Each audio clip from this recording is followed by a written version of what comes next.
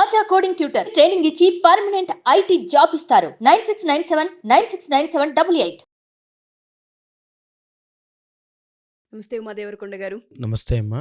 పుబ్బా నక్షత్రం వారికి కనుక మనం చూసుకుంటే ప్రతి ఒక్కరు అడుగుతూ ఉంటుంటారు, నక్షత్రంలో ఉన్న 1-2 పాదాల వారికి అండ్ దాంతోపాటు నక్షత్రాల్లో వచ్చే రాసుల వారికి ఏ విధంగా ఉండబోతుంది, అసలు పుబ్బా నక్షత్రం ఏ విధంగా ఉండే అవకాశం ఉంటుంది అంటుంటారు. ఎస్పెషల్లీ ఈ సంవత్సరం కనుక మనం చూసుకుంటే 2025 నూతన సంవత్సరం యాడ్ అవుతుంది కాబట్టి ఏమైనా మార్పులు చేర్పులు ఉండే అవకాశం ఉంటుంది అంటారా? ప్రత్యేకించి నక్షత్రం వారు ఏ ఏ విషయాల్లో జాగ్రత్తలు వహించాలి? అసలు ముందు మనం పుబ్బా నక్షత్రం అంటే ఏంటో చూసి వాళ్ళకి ఎలాంటివి బాగుంటాయో చూసి 2025లో ఎలా ఉంటుందో ఒకసారి మనం చెప్పుకుందామండి. ముఖ్యంగా పుబ్బా నక్షత్రాన్ని జ్యోతిష్ శాస్త్రంలో పుబ్బ ఉత్తర నేత్రద్వయోహో అంటారు. అంటే పుబ్బా నక్షత్రము ఉత్తరా నక్షత్రము రెండూ కూడా కంటి ఆకృతిలో, మన కన్ను ఎలా హ్యూమన్ ఐ ఎలా ఉంటుందో ఆ ఆకృతిలో రెండు తారలు, 2 నక్షత్రాలు కలిపి మనకు ఆకాశంలో దర్శనమిస్తాయి సింహరాశిలో. దీన్ని పుబ్బా నక్షత్రం కింద మనం గుర్తించవచ్చు.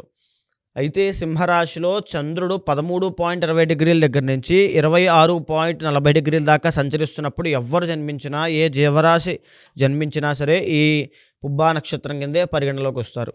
ఒకవేళ మీకు డేట్ ఆఫ్ బర్త్ లేకపోతే, మీది పుబ్బా నక్షత్రమా కాదా అనేటువంటి అనుమానం మీకుంటే మో టా టీ టూ అంటే మోహన్, ఆ రకంగా కనుక ఈ మో టా టీ టూ అనేటువంటి అక్షరాలు కనుక మీ జన్మనామం స్టార్ట్ అయితే కనుక మీది ఖచ్చితంగా పుబ్బా నక్షత్రమే, సింహరాశి. అయితే ఇంకా మనం ఆధిపత్యం కనుక చూస్తే పుబ్బా నక్షత్రం శుక్రుడి యొక్క నక్షత్రం అండి. తరువాత సింహరాశి కాబట్టి ఆధిపత్యం రవి వహిస్తాడు. తరువాత పుబ్బా నక్షత్రానికి అధిదైవము భగుడు. భగుడు అంటే సూర్యుడు అని అర్థము, అంటే రవి మళ్ళీ.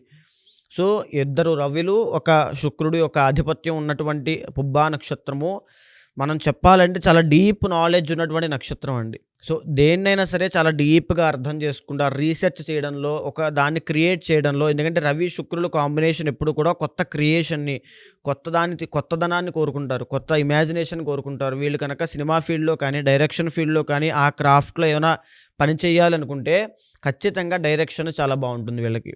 అంటే ఒక కొత్త ఇప్పుడు ఫర్ సపోజ్ ఎక్కడా లేనిది వీళ్ళు కొత్తగా ఊహించి, విఎఫ్ఎక్స్ ఎలా ఉంటాయండి, ఆ రకంగా వీళ్ళు ఊహించి ఇమాజిన్ చేయగలరు ఆ కొత్తదనాన్ని. ఏ విషయాన్నైనా చాలా డీప్గా అర్థం చేసుకోవడం, డీప్ నాలెడ్జ్ దాని వెనకాల మూలం నుంచి అర్థం చేసుకోవడం వీళ్ళకి చాలా చాలా వచ్చినటువంటి విద్య. తర్వాత బాగా బ్రతకాలి. రవి శుక్రులు అంటే బాగా అట్రాక్షన్గా అందరికీ కనబడాలి, ఆర్భాటములు. తర్వాత నేను ఒక టీవీగా ఉండాలి, ఒక గ్రాండ్యూర్ లుక్ ఉండాలి, నాకంటూ ఒక ప్రెస్టేజ్ ఉండాలి, చాలా పరువుకి ఎక్కువ వాల్యూ ఇస్తారు వీళ్ళు రవి కాబట్టి. తర్వాత చాలామంది పలుకుబడి ఉన్న వ్యక్తులతో పరిచయాలు ఉంటాయి. పరపతి కావాలి, పరువు కావాలి, పదవులు కావాలి అనేటువంటి పెద్ద పెద్ద కోరికలు, ఆశలు ఇవన్నీ ఉంటాయి. దీని రకంగానే వీళ్ళ యొక్క ధోరణి, ఆలోచన అన్నీ కూడా ముందుకు వెళ్తాయండి. అంటే ఏదైనా సరే టాప్లోనే ఉండాలి. ఒక పాలిటిక్స్లోకి వెళ్ళారంటే నేను ఖచ్చితంగా ఆ స్థాయికి వెళ్ళిపోవాలి, సినిమా ఫీల్డ్లోకి వెళ్తే ఆ స్థాయిలోకి వెళ్ళిపోవాలి. నిజంగా పుబ్బా నక్షత్రం వాళ్ళు కూడా ఆ స్థాయిలోనే ఉంటారండి. ఆ స్థాయిలో ఎందుకంటే వాళ్ళకు ఉన్నటువంటి డీప్ నాలెడ్జ్ కానీ, దేని మీద ఉన్న వాళ్ళకున్న కమాండ్ కానీ ఎవరికి ఉండదు. సో ఆ పొజిషన్లో ఉంటారు. మిగతాదంతా వాళ్ళ యొక్క అంతర్గత జాతకం మీద ఆధారపడి ఉంటుంది. ఆ టాప్లో ఉండడం మాత్రం ఖచ్చితంగా జరుగుతుంది. అయితే నేను మళ్ళీ చెప్తున్నానండి, ఎందుకంటే నక్షత్రంలో జన్మించిన వాళ్ళు, ఏ నక్షత్రం అయినా సరే, దుర్ముహూర్తంలో పుట్టినా, వర్జ్యంలో జన్మించినా, రాహుకాలంలో జన్మించినా, అమావాస్య నాడు జన్మించినా, లేదా పుట్టేటువంటి సమయంలో పేగులు మెడలో వేసుకుని పుట్టినా సరే, ఏ నక్షత్రం వాళ్ళకైనా దోషం పడుతుంది. తప్పకుండా నవవిధ శాంతి నక్షత్ర జపము చేయిస్తే కానీ ఆ దోషం పోదండి. దీన్ని నెగ్లెక్ట్ చేయకుండా తప్పకుండా చేయించి తీరాలి. లేకపోతే తల్లిదండ్రులకు కానీ, కుటుంబ సభ్యులకు కానీ, వీళ్ళకి కానీ ఖచ్చితంగా ఎఫెక్ట్ అనేది చూపిస్తూ ఉంటుంది. ఇంకా వీళ్ళకి ఏ వృత్తులు బాగుంటాయి. సో మనం ఇప్పుడు చెప్పుకున్నాం ఆల్రెడీ, రవి శుక్రుడు అనేటువంటి కాంబినేషన్ ఉంది కాబట్టి గవర్నమెంట్ జాబ్స్ అండి. గవర్నమెంట్ జాబ్స్లో కూడా టీచర్స్, ప్రొఫెసర్స్, లెక్చరర్స్, లేకపోతే ఇంకా చెప్పాలంటే ఒక ఎడ్యుకేషనల్ ఇన్స్టిట్యూషన్స్ స్థాపించడం, ఒక కాలేజెస్ పెద్దవి పెట్టడము, తరువాత పాలిటిక్స్, ఒక లీడర్ కింద ఎదగడం. వీళ్ళు ఎక్కడుంటే అక్కడ దాంట్లో పెద్ద స్థాయికి వెళ్ళిపోతారు. Manager, CEO, chairman, founders, leaders ఆ స్థాయిలోకి వెళ్ళిపోతారు.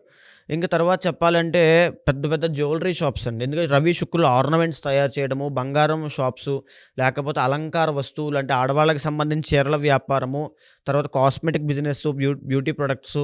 తర్వాత రవి ఎప్పుడైతే సూచిస్తున్నాడో ఆడవాళ్ళకి సంబంధించినటువంటి అన్ని వస్తువులు వీళ్ళకి చాలా అచ్చొస్తాయి.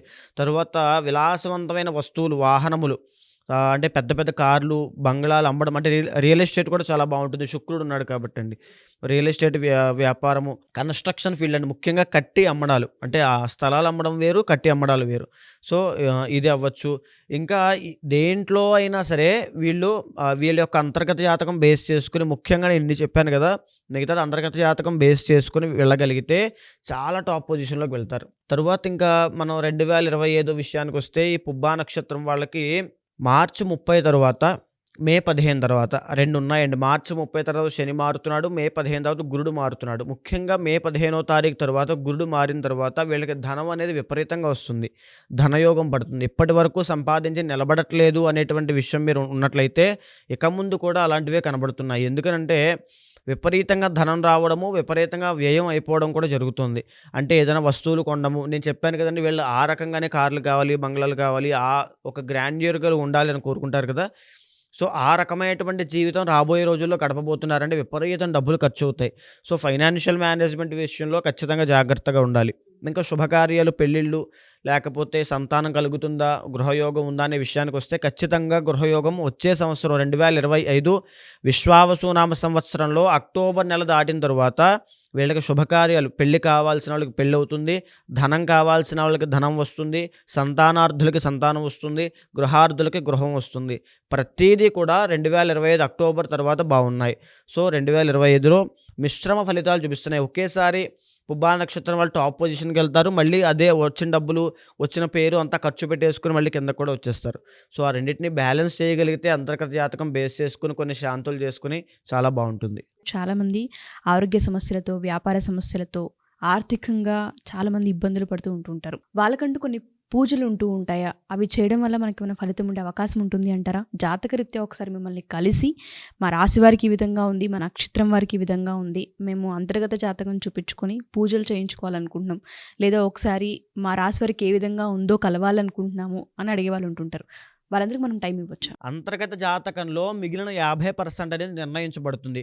వాళ్ళ జాతకంలో గజకేసర యోగము, లక్ష్మీ యోగము, చంద్రమంగళ యోగము, లేకపోతే కాలసర్ప దోషము, కుజదోషము ఇలాంటివి ఏవైనా దోషాలు, యోగాలు రెండిటిని గమనించిన తర్వాత వాళ్ళు ఏ ఫీల్డ్‌లోకి వెళ్తే బావుంటారు, ఆ మనిషి సక్సెస్ అవ్వాలంటే ఏం చెయ్యాలి, ఏ పూజ చెయ్యాలి. ఇప్పుడు పూజ అనేటువంటి విషయం ఎంత ప్రాధాన్యత ఉంటుందంటే సత్సంగత్వే నిస్సంగత్వం, నిస్సంగత్వే నిర్మోహత్వం అని చెప్పి శంకరాచార్యులు చెప్పారండి. అంటే మనం చేసేటువంటి కర్మలు, అంటే మన పూజల ఆధారంగా మన పూర్వపుణ్యము, పూర్వ పాపము, అంటే మనం ఏదైతే ప్రారబ్ధ కర్మ ఉందో దాన్ని మార్చుకుని మనకు అనుగుణంగా చేసుకొని మనం సక్సెస్ అవ్వచ్చు, విజయం సాధించవచ్చు అని చెప్పి శంకరాచార్యులు చెప్పారు. ఆ విధంగా ఏ పూజ చెయ్యాలి, ఏ పూజ పడితే ఆ పూజ చేసేస్తే, అంటే మందు తలనొప్పి వస్తున్నప్పుడు కాళ్ళకి మందేసాం అనుకోండి, అది పనిచేస్తుందా? పనిచేయదు.